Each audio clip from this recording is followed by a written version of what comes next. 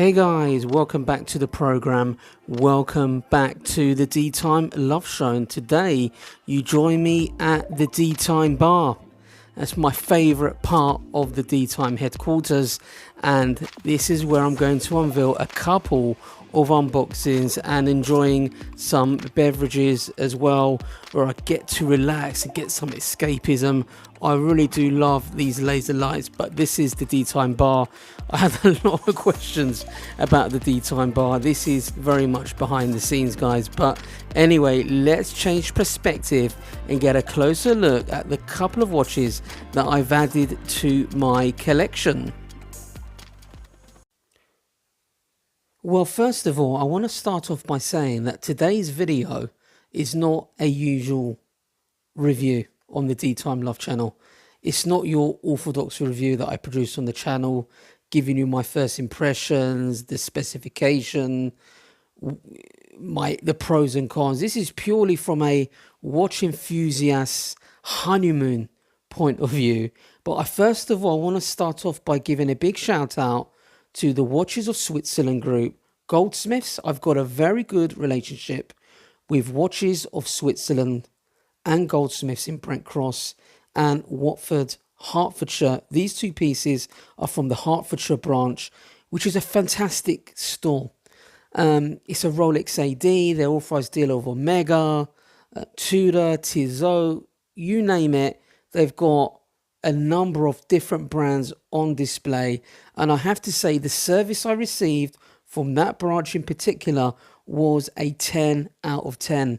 Very knowledgeable sales associates. I dealt with the store manager there. She's absolutely fantastic. She's been running the Rolex side of that business for over 25 years, and her knowledge is outstanding of both Tudor, Rolex, and all the Swiss brands they represent in the store. Harry, I want to give a big shout to you. I really enjoyed the day. I really enjoyed picking up these pieces. But what did I buy? But before I unveil what I purchased, let's do a quick wristwatch check. And I'm sporting the Rolex Air King, the Bloodhound. I bought this early part of the year, just before it was discontinued. And it has very quickly become one of my favorite watches, guys, I have to say. But let's take a closer look at the watches I purchased, guys. And it's a watch that might surprise you in regards to the brand, because I've got so many of them. And I've said on the channel before, no more Tudors. And it is a Tudor, but it's no ordinary Tudor. It's a Tudor that, put it this way, I wasn't 100% sure when I got the press release on this Tudor, and having seen it on other YouTube channels, I still wasn't sure until I got the watch in real life, until I witnessed a version of it. And to my surprise, they said to me that it was an exhibition piece. I couldn't believe it. A Tudor exhibition piece with the actual Panda version, to my surprise. But Goldsmiths, where I've got a good buying history, I'm not going to lie. They relatively got me the watch relatively quickly. And yeah, the rest is historic. But let's take a closer look at this particular timepiece. Now, in terms of price, I think US dollars, it comes in at around $5,500 US dollars. And in the UK, it comes in at £4,500 sterling. There may have been a price increase, because I was just like to confirm that Rolex have increased their prices here in the UK, and hence normally Tudor will follow suit, just like their big older brother. But let's take a closer look at the watch in hand, and here you have it, guys. The Tudor GMT S&G, that stands for Still and Gold, and us watch enthusiasts will call it the Tudor GMT Root Beer because of its color palette. But guys, when you see this in real life, you'll know what I mean. It just captures your heart. Very nostalgic, an extremely charismatic piece. And at its price point, I have to say, I would say this is probably the best value luxury sports watch out there, if you can call it that, as it is in both steel and gold. And I haven't bought a two-tone watch for a very long time. But what I loved about the color of this gold on this Tudor is its satin finish. It's not overly flashy in terms of a high-end finish gold polish, very blingy that I used to have on my bluesy, and this really just made me feel, I don't know, it just, I'll put it this way, you know when you see something that you really want, this is what it did to me. Let's get this on the wrist, guys. Bear with me, let's get it off the cushion.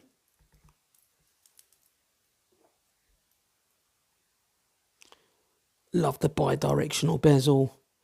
Great GMT. A real GMT function movement with that in-house caliber. With, look at that. Fantastic, guys.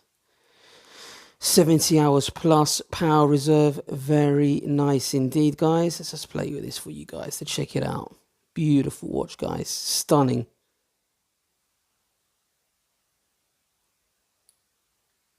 The movement are fantastic on these guys.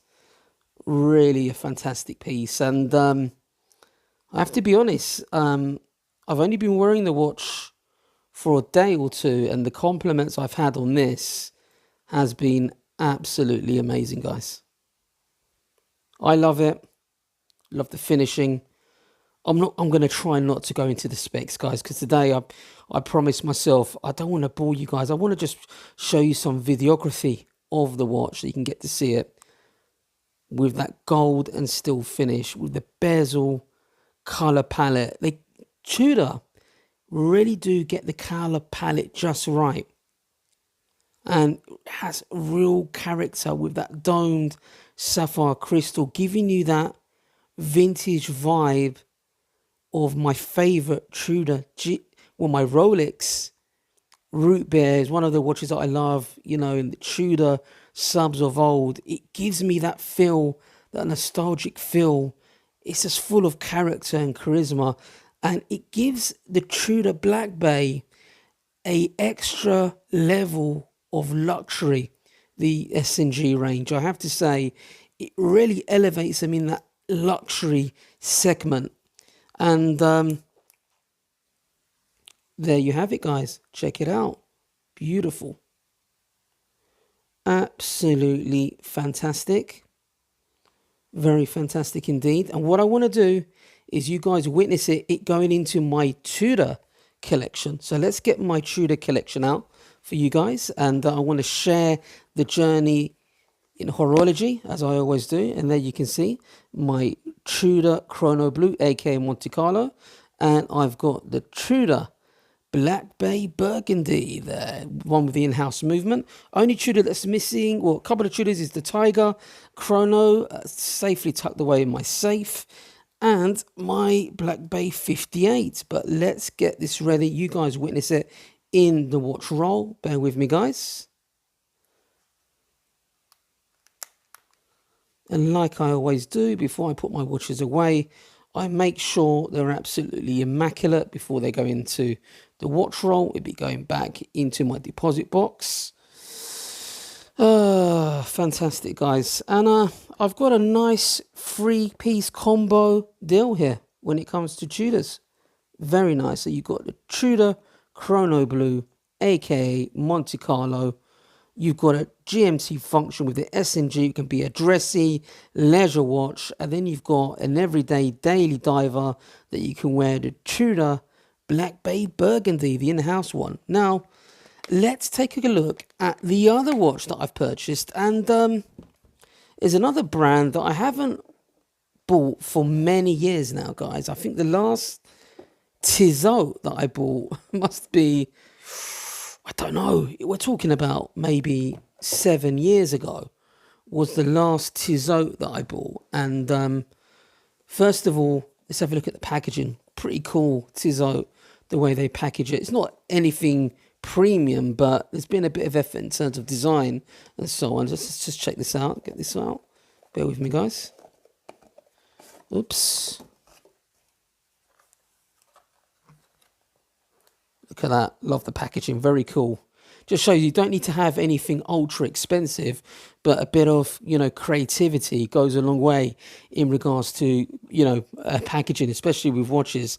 But yes, it is the Tissot PRX Powermatic with the blue waffle dial, guys, and I absolutely love this. Now, as you guys know, I recruit for a number of sectors, from business, marketing, health, so on.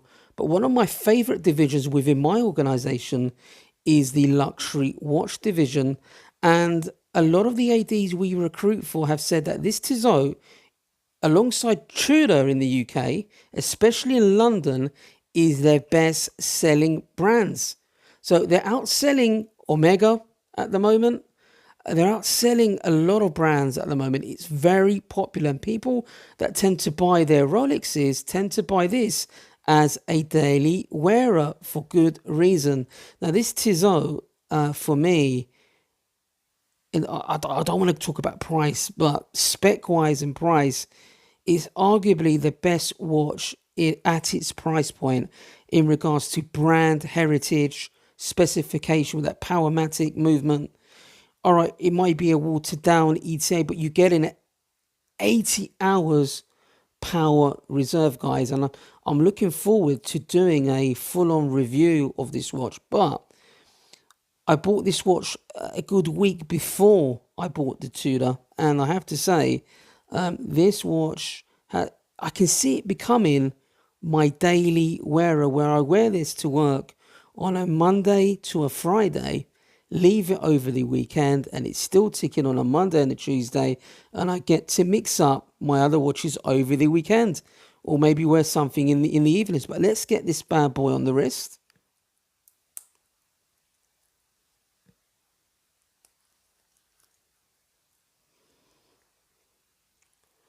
Look at that. You got to love the waffle dial, guys, don't you? You have to love it. What a cracking watch from Tissot.